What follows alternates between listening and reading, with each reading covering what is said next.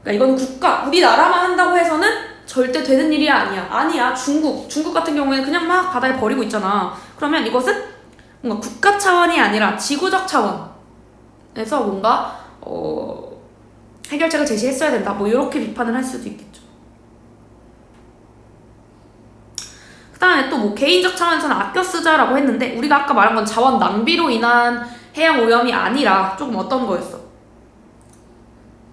그냥 해양 그거를 쓰레기를 많이 바다에 버려서 그런 거다 이런 느낌이었잖아요. 그쵸? 그러니까 쓰레기를 아끼자라고 하는 거를 넣기 위해서는 우리가 자원을 그만큼 뭐 과소비하고 있다 이런 내용이 좀 들어갔어야 된다 이렇게 볼 수도 있겠죠.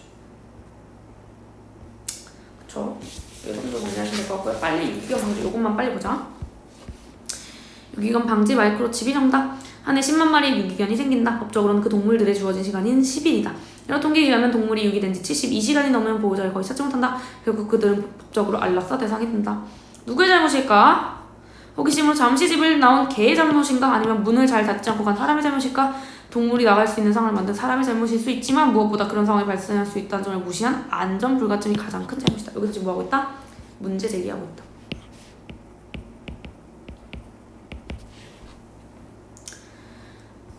동물 등록이 의무화됐다. 3개월 이상 된 개는 동물 등록을 해야 한다. 반려견을 키우는 보호자들에게 책임감을 늘리고 유기견이 발생했을 때 귀환율을 높이기 위함이다.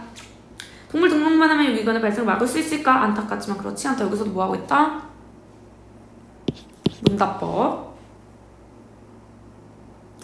동물 등록할 때는 요거 중에 선택을 하면 된대요. 유기견은 일부러 버린 경우 원인 첫 번째 일부러 버렸을 수도 있어. 또 두 번째는 이거 잃어버린 경우 이렇게 두 가지 발생 원인이 있죠. 가끔 산책 중에 개를 잃어버리기도 하지만 이것은 흔한 경우는 아니고 근데 외부 부착형 인식표를 실내에서 항상 착용하지 않는다는 것이 문제점이래. 그러니까 인식표를 부착해도 유실되는 경우가 많고 이미 인식표 잃어버린 경우도 많고 그래서 이 인식표가 유기견 발생 억제 효과가 떨어진다라는 내용을 하고 있네요. 내장형 마이크로칩만이 유기견 발생률을 확실히 줄일 수 있다. 얼마 전 병원에 들어온 유기견 중 한 마리는 마이크로칩을 확인하여 30분 만에 보호자를 찾아줄 수 있었다. 하지만 다른 한 마리는 아직도 주인을 찾지 못하고 유기견 신세이다. 아마 보호소로 보냈다면 이미 안락사를 시켰을지도 모른다. 자, 부작용 때문에 마이크로칩 삽입을 거부하기도 하는데 이것이 뭐다? 반박이겠죠. 반박. 지금 이 사람은 뭘 말하고 있냐면 마이크로칩을 삽입하는 것이 옳다라고 생각을 하는데 근데 그거 부작용이 있잖아 라고 하는 반박이 있을 수 있죠. 이 반박을 미리 말한 거야. 근데 이런 거에 따르면 하면서 지금 연구 결과를 가지고 온 거죠. 부작용으로 이런 것들이 나타난 사례가 매우 드물었다. 그래서 요거는 반박에 대한 반론이죠. 그래서 결국에는 이 마이크로칩을 삽입하는 것이 유기견을 줄이는데 굉장히 제일 효과적이다라고 볼 수 있겠죠. 문제 상황은 뭐다? 반려견들이 버려지는 상황이 있다. 첫 번째 대안, 인식표 부착은 왜 안 된다? 잘 잃어버리고 항상 착용하지 않기 때문에. 이것도 마찬가지고요. 그 다음 내장형이 어떻다? 이것이 제일 이게 정답인데 이것이 조금 꺼려한다 라는 말이었죠. 이렇게 가정해보시고 그 다음에 오늘 이거 나간 건 문제 풀어보시고 그 다음에 17, 18년도 거까지는 토요일까지 풀어오시면 됩니다. 금요일까지 풀으셔가지고 저한테 어려웠던 질문을 하시면 됩니다.